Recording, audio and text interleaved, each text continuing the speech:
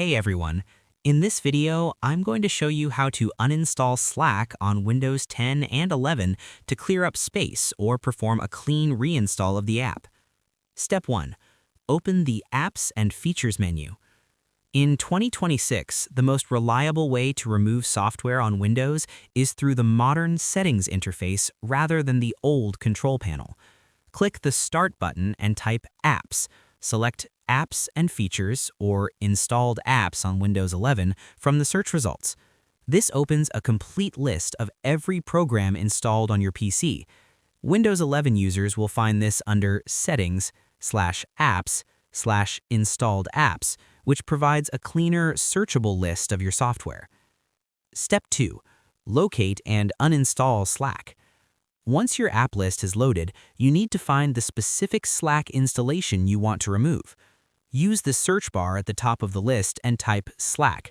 When the app appears, click the three dots, Windows 11, or click the app name once, Windows 10, and select the Uninstall button. A small pop-up will appear asking you to confirm.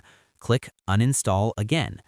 Windows will then launch the Slack uninstaller, which will automatically remove the core application files from your program files or local app data folders. And lastly, to ensure a completely clean uninstall, you should manually delete the temporary folders that hold your login session and cached images. Press Windows key plus R, type %appdata, and hit Enter. Find the Slack folder and delete it. Repeat this process by typing %localappdata in the run box and deleting the Slack folder there as well.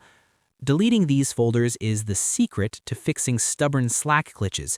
It clears out your saved workspaces and preferences, ensuring that if you reinstall the app later, you're starting with a truly blank slate. And that's pretty much it. To uninstall Slack in 2026, go to Settings/Apps, find Slack in the list, and click Uninstall.